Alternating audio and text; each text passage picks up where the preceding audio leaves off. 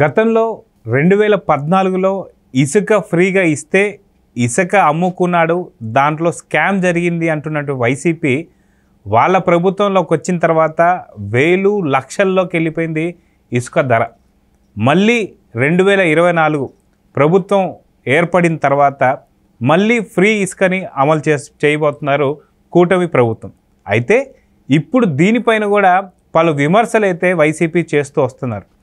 అయితే ఆ విమర్శలు ఏంటి, దానికి ఎలాంటి సూచనలు ఉన్నాయనేది మనతో పాటు సీనియర్ జర్నలిస్ట్ డివి శ్రీనివాస్ గారు ఉన్నారు, వారిని తెలుసుకుందాం.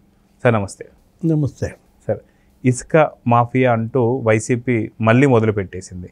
కనీసం నెల రోజులు కూడా కానిటువంటి ఒక ప్రభుత్వంలో ఇప్పుడు ఏదో జరిగిపోతుంది, ఇసుక ఫ్రీగా ఇస్తా అన్నారు, కానీ మీరు చాలా దోచుకుంటున్నారు, దండుకుంటున్నారు అన్నట్టు వైసీపీ మాటల్ని మనం ఎలా తీసుకోవాలి?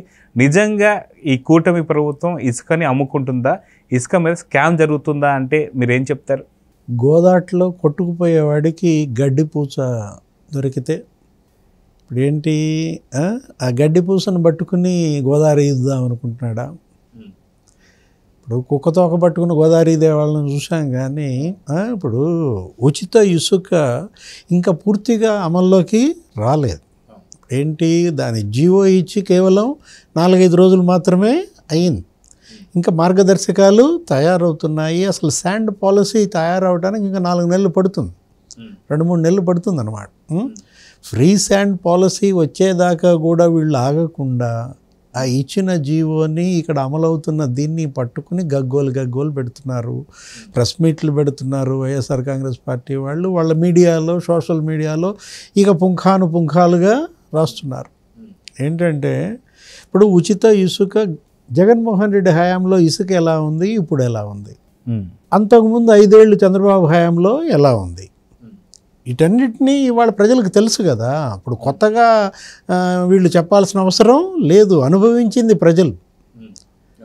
2014-19 మధ్య చంద్రబాబు ముఖ్యమంత్రిగా ఇసుక లభ్యత ఎంత, ఇసుక ధర ఎంత, జగన్మోహన్ రెడ్డి ముఖ్యమంత్రిగా గత 5 ఏళ్లలో ఇసుక లభ్యత ఎంత, ఇసుక మాఫియా అరాచకాలేంటి, పోగొట్టిన ఉపాధి ఎంత, ఇప్పుడు నెల రోజుల్లో మారిన పరిస్థితి ఏంటి, ఇవన్నీ ప్రజల కళ్ళ ముందు ఉన్న నేపథ్యంలో ఉచిత ఇసుక గురించి ఈరోజు కూడా మనం చూసాం. సాక్షి వీటిల్లో ఏదేదో అక్కడ శ్రీశైలంలో 32,000 ఇక్కడ కృష్ణ ఎన్టీఆర్ జిల్లాలో 23,500 మార్చల్లో 30,000 రకరకాలుగా రాసుకుంటున్న పరిస్థితుల్లో తొందరపడి కోయిల ముందే కూసిందా, కోయిలు కాదులే ఇది కాకి ముందే కూసిందనమాట. ఇప్పుడు మీరు వెయిట్ అండ్ సీ, ఎందుకని ఓపిక పట్టలేకపోతున్నారు? ఒక 2-3 నెలలు కూడా ఈ ప్రభుత్వానికి మీరు బ్రీతింగ్ ఇవ్వాలి కదా, టైం పీరియడ్, ప్రతిదానికి బ్రీతింగ్ పీరియడ్ అనేది ఉంటుంది. ఇప్పుడు దాకా ఏంటి, వ్యవస్థ ప్రక్షాళన, ఆఫీసర్లే ఇంకా పూర్తిగా, పేషీలే ఇంకా కుదురుకోలేదు. ఇప్పుడు ఎంత యాగి చేస్తున్నారంటే మనం అదే అన్నమాట, గోదాట్లో కొట్టుకుపోయేవాడికి గడ్డి పూచలాగా. ఒకవేళ మాట్లాడుకుందాం, ఉచిత ఇసుక, ఫ్రీ శాండ్ అంటే ఏంటి, అందుబాటులోకి వచ్చిందా రాలేదా? కళ్ళ ముందు డంపులు ఇసుక నీకు పొరుగు రాష్ట్రాలకు వెళ్తోందా, తమిళనాడు వెళ్తోందా ఆంధ్ర బార్డర్ దాటి, కర్ణాటక వెళ్తోందా ఆంధ్ర బార్డర్ దాటి, ఇటు తెలంగాణకు పోతుందా? ఇంతకుముందు చూసాం జగన్మోహన్ రెడ్డి హయాంలో 100 లారీలు నదీ గర్భాన్ని ఛిద్రం చేసి రీచ్లలో అక్కడ ప్రొక్లైన్లు ఎస్కవేటర్లతో తవ్వేసి పెద్ద ఎత్తున నీకు ఇక్కడ ఇసుక లభ్యత లేకుండా ఇక్కడ భవన నిర్మాణ కార్మికుల ఉపాధి పోగొట్టి 40 లక్షల మంది కార్మికుల ఉసురుకు పోసుకున్నారే. మరి 100 మంది వాళ్ళు ఆత్మహత్యలు చేసుకునే పరిస్థితి మీ వల్ల వచ్చిన పరిస్థితుల్లో ఇప్పుడు అది ఉందా? ఇవాళ భవన కార్మికులు ఈ 4 రోజుల్లో ఏమన్నా ట్రాజడీ ఉందా? సంతోషంగా ఎవరి పనులు వాళ్ళు చేసుకుంటున్నారు, చక్కగా చేతి నిండా పని దొరుకుతుంది, జంగిల్ క్లియరెన్స్లు జరిగిపోతున్నాయి, రోడ్లు వేస్తున్నారు, గుంతలు పూడ్చమంటున్నాడు. ఒకవైపు ఏమో ప్రాజెక్టుల్లో పనులు బిగినవుతున్నాయి, మరోవైపు పేదల ఇళ్ల నిర్మాణం బిగినవుతోంది. కట్టుబడి రంగం ఇవాళ మళ్ళీ నిలదొక్కుంటున్న పరిస్థితుల్లో రియల్ ఎస్టేట్ మనం చూసాం. ఏంటి, భూముల ధరలు పెరిగిపోయాయి. ఇవాళ కూడా అక్కడ వెంకటేశ్వర స్వామి ఆలయం పూజలో అమరావతిలో చంద్రబాబు అదే మాట్లాడారు ముఖ్యమంత్రి. అతను ఎవరో 100 కోట్లు ఆయన భూముల విలువ పెరిగిందంట, ఆయన ఏదో విరాళం ఇచ్చాడు. అంటే చంద్రబాబు ముఖ్యమంత్రి కాగానే భూముల ధరలు పెరిగాయంటే శని వదిలింది. అదే కదా ఆయన అంటోంది, భూతాన్ని భూస్థాపితం చేస్తానంటుంది అదే కదా. ఇప్పుడు భూతం దొరకట్లా.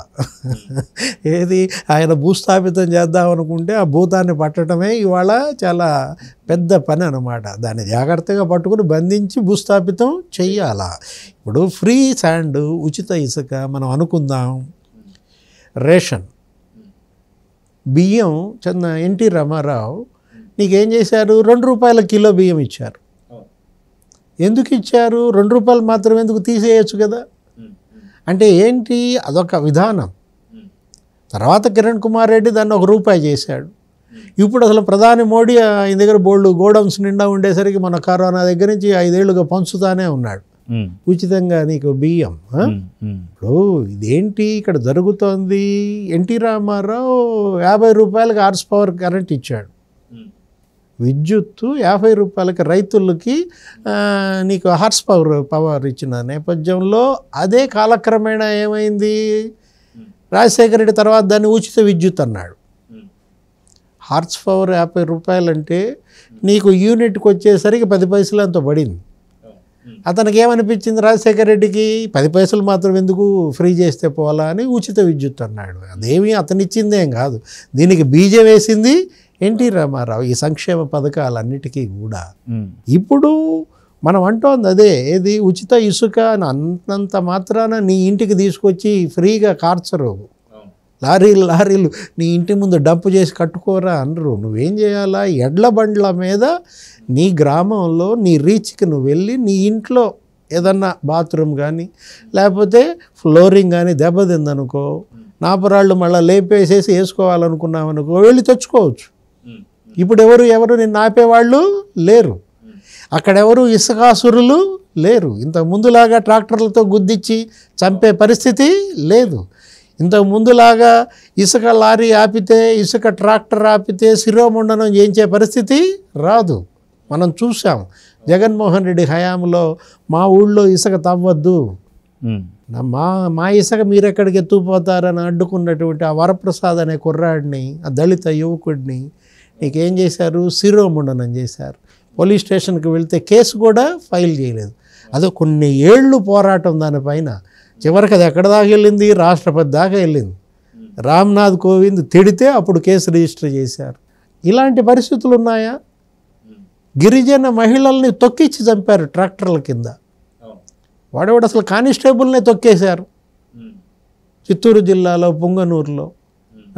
ఇంత పెద్ద ఎత్తున ఇసుక మాఫియా చెలరేగిపోయింది. జగన్మోహన్ రెడ్డి 5 ఏళ్లలో ఇసుక నుంచి వీళ్ళు ఏం చేశారు, తైలం తీశారు. తిమిరి ఇసున బంగారం చేశారు కదా. ఇప్పుడు ఆ బంగారం ఇవాళ చంద్రబాబు ఉచితంగా ఇస్తున్నాడంటే నీకేంటి, ఆ తవ్వకాలకు ఏదో తీసుకుంటారు. అక్కడ ఏంటి, ఇప్పుడు సుప్రీంకోర్టు మార్గదర్శకాలు ఉన్నాయి. ఇంతకు ముందులాగా ఉల్లంఘించటం కుదరదు, కన్నెర్ర చేస్తోంది. తమిళనాడులో 6 కలెక్టర్లని సస్పెండ్ చేసింది వీళ్ళు చేసిన పనులకి, ఈ మాఫియా, ఈ అరాచకాలకి. ఇప్పుడు ఇసుక కమిటీలు ఏర్పాటు చేశాడు చంద్రబాబు. ఈ జీవో ఇవ్వటానికి ముందే ప్రతి జిల్లాలో జిల్లా కలెక్టర్, ఎస్పీ, జేసీ, ఆ రెవెన్యూ వాళ్ళు, పోలీసు, వీళ్ళందరితో కూడా జిల్లాలో నీకు ఇసుక కమిటీలు ఏర్పడ్డాయి. ప్రతి రీచ్కి కమిటీ ఏర్పడుతోంది. ఈ కమిటీలు నీకు అక్కడ పూర్తిగా నిరంతర పర్యవేక్షణ. ఇక్కడ రీచ్ల దగ్గర ఇప్పుడు స్టాక్ పాయింట్స్ ఉన్నాయి. ఆ స్టాక్ పాయింట్స్ దగ్గర మరి 49 లక్షల టన్నులు ఇసుకుంది. ఆ 49 లక్షల టన్నుల ఇసుక ఇప్పుడు పంపిణీ చేస్తున్నారు. యాక్చువల్గా ఇప్పుడు ఏంటి, 3 నెలలకి నీకు 1 కోటి టన్నులు కావాలి. ఇప్పుడు ఉన్నది ఇంకా 50 లక్షల టన్నులే కదా. ఇంకో 50 లక్షల టన్నులు ఇంకా పోగు పెట్టాలా, ఏది, రీచ్ల్లో తీసుకుని మళ్ళీ అక్కడ డంప్ యార్డులకి చేర్చాల్సిన పని ఉంది. అంటే తవ్వకానికి అవుతుంది, నెక్స్ట్ రవాణాకి అవుతుంది. మళ్ళీ నువ్వు నీ ట్రాక్టర్ నువ్వు పెట్టుకు తీసుకెళ్ళాలి, నీ లారీ నువ్వు పెట్టుకు తీసుకెళ్ళాలి. రవాణా ఛార్జీలు కూడా చంద్రబాబు ఇస్తాడా? ఇప్పుడు ఒకటి, చంద్రబాబు హయాంలో 2014-19 మధ్య ట్రాక్టర్ ఇసుక 1000 రూపాయలు. ఏమైంది? జగన్మోహన్ రెడ్డి 5000 చేశాడు. అప్పుడు లారీ ఇసుక నీకు 10,000. జగన్మోహన్ రెడ్డి టైంలో 50,000 అయినా నీకు దొరికే పరిస్థితి లేదు. ఎవరికి వాళ్ళు ప్రతి నియోజకవర్గంలో ఒక ఇసుకాసురుడు అయిపోయాడు. 175 మంది ఇసుకాసురులు తయారు చేశాడు ఇతను ప్రతి నియోజకవర్గంలో. 175 రీచ్లకు అనమాట. ఇప్పుడు అందులో మైనింగ్ చేసేది 110 ఏముంటాయి రీచ్లు.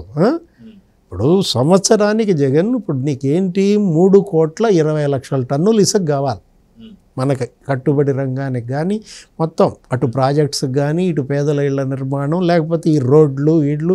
ఇప్పుడే 4 రోజులు అవుతుంది ప్రభుత్వం ఏర్పడి, అంతా పునర్వైభవం పునరుజ్జీవం జరుగుతోంది, ప్రక్షాళన జరుగుతోంది, డెబ్రిస్ క్లియర్ చేస్తున్నారు, శిథిలాలని ఎత్తిపోస్తున్నారు. మెల్లగా ఇక కట్టుబడి పునాదుల నుంచి జరుగుతుందన్నమాట. అటు పేదలకు ఉపాధి ఏర్పడుతుంది, ఇటు ఇసుక ఉచితంగా అందుబాటులోకి వస్తుంది. నీ ఇంటికి కావాల్సిన ఇసుక నువ్వు వెళ్ళి తెచ్చుకునే సౌలభ్యం మనకి కల్పించిన నేపథ్యంలో ముందు బండి ట్రాక్ మీదకి రానివ్వండి. బండి ట్రాక్ ఎక్కకుండానే ఈ రకమైనటువంటి ప్రచారం చేయటం వల్ల ఏమవుతుంది? ప్రభుత్వానికి ఏం కాదు, తెలుగుదేశం జనసేన బీజేపీ కూటమికి ఏమీ కాదు. వీళ్ళు నవ్వుల పాలవుతారు. వీళ్ళ పట్ల ప్రజల్లో ఉన్న సానుభూతి కూడా పోతుందన్నమాట దీనివల్ల. ఎందుకని? గతంలో వీళ్ళ అరాచకాలు గుర్తొస్తాయి. 40,000 కోట్ల దోపిడీ అంట. పురంధేశ్వరి కంప్లైంట్ చేసింది కదా, సీజేకి చేసింది. అక్కడ ఉన్నటువంటి కేంద్ర ప్రభుత్వ పెద్దలకు ఫోన్ చేసి కంప్లైంట్ చేసింది. దానిపైన సిబిఐ ఎంక్వైరీ డిమాండ్ చేశారు. ఏది? ఇసుక మాఫియా ఈ దోపిడీ పైన 40,000 కోట్లలో 25,000 కోట్లు జగన్మోహన్ రెడ్డి తాడేపల్లి ప్యాలెస్కే పోయాయని, ఈ 175 మంది కలిసి వీళ్ళు ఒక 17,500 కోట్లు ఇళ్ళు ఎత్తేసారని రకరకాల మీడియాలో కథనాలు మనం చూసాం. ఏంటి? జగన్ సీఎం కాగానే ఆయన ఏంటి జిల్లాకి రోజుకి 1 కోటి రూపాయలు పెట్టాడని, 13 జిల్లాలు 13 కోట్లు ప్రతిరోజు వసూళ్ళు. అది 26 జిల్లాలు అయ్యేసరికి మళ్ళీ దాన్ని డబల్ చేయమన్నాడని, ఆయన ఇంటికే ఇసుకలో 25,000 కోట్ల అవినీతి సొమ్ము చేరిందన్న ఆరోపణలు వచ్చాయి. వాళ్ళ సొంత తమ్ముడు కింగ్ పిన్ ఎవరు? వైఎస్ అనిల్ రెడ్డే ఈ మొత్తం ఈ వసూళ్ల సూత్రధారని మనం ప్రతిరోజు మీడియాలో పుంఖానుపుంఖాలుగా వచ్చిన నేపథ్యంలో మీరు ఇవాళ తెలుగుదేశం పైన, జనసేన పైన, బీజేపీ ప్రభుత్వం పైన విమర్శలు చేస్తే ఇదంతా మీకు వెక్కిరిస్తుంది. మీరు చేసినటువంటి అరాచకాలు అన్నీ ఇన్ని కావు కదా. అంటే 1000 ఒక చూపిస్తే 3,000 వాళ్ళనే చూపిస్తున్నాయని చెప్పేసి అనుకోవచ్చుంటారు. అంతే కదా. ఇప్పుడు ఏది ఇసుక గురించి మాట్లాడితే జనం నవ్వటం కాదు, ముందు ఇసుకే నవ్వుద్దనమాట. ఏది?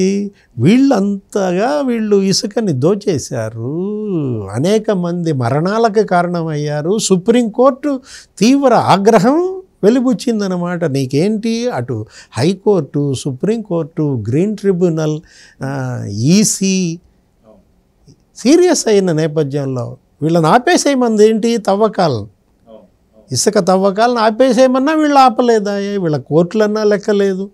సుప్రీంకోర్టు ఆదేశాలే బేఖాతరు చేసి ప్రతి కలెక్టర్ని నివేదికలు పంపమంటే ఒకే ప్రొఫార్మా కట్ అండ్ పేస్ట్ పంపారు, జిల్లా పేరు మార్చి.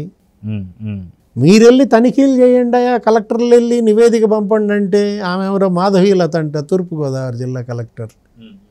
ఆర్డర్ వచ్చింది సుప్రీంకోర్టు నుంచి 5వ తారీఖు వస్తే ఆమె 2వ తారీఖే నేను వెళ్ళి చూసా అని చెప్పి ఆమె నివేదిక పంపిందంటే ఎలా ఐఏఎస్లు, ఐపీఎస్లు, ఐఆర్ఎస్లుగా మారారో. దొంగలు ఊళ్ళు పంచుకున్నట్టుగా వీళ్ళు ఏం చేశారు? రీచ్లు పంచుకొని దోచేశారు. కాబట్టి ముందు ప్రభుత్వానికి బ్రీతింగ్ పీరియడ్ ఇవ్వాలా. ఆ తర్వాత విమర్శలు చేస్తే జగన్మోహన్ రెడ్డి విమర్శలను కానీ వైసీపీ ఆ సోషల్ మీడియా పోస్టులను కానీ జనం నమ్ముతారు. అలా ఇవ్వకుండా ముందే ఈ రకంగా మాట్లాడితే నిన్న చూసాం వాళ్ళ చెల్లె తిట్టిపోసింది కదా. ఏది? ఆ తల్లికి వందనం పైన వీళ్ళు ఏదో విమర్శలు చేస్తుంటే అసలు మీకు ఆ హక్కే లేదు, మీరేం చేశారు? అమ్మఒడి మీరేం చేశారు అని దుమ్మెత్తి పోసిందనమాట. ఏదన్నా ఉంటే గింటే నేను విమర్శించాలి కానీ అసలు జగన్కి విమర్శించే హక్కే. సో చూద్దాం సార్, ఖచ్చితంగా ఇసుక పైన వాళ్ళు చేసేటువంటి ఫేక్ ప్రచారాలు మాత్రం జనాలు నమ్మే పరిస్థితి లేదు. ఎందుకంటే ప్రభుత్వం మారి జస్ట్ నెల రోజులు మాత్రం అవుతుంది, కానీ నెలకు ముందు వాళ్ళు 5 ఏళ్ళు వాళ్ళు భరించారు కాబట్టి క్లియర్గా వాళ్ళకే అర్థమైపోతుంది. ఈ ఫేక్ ప్రచారం నమ్మే పరిస్థితి అయితే ఎవరికీ లేదు. సో చూద్దాం సార్. ఇది నమస్తే. నమస్తే.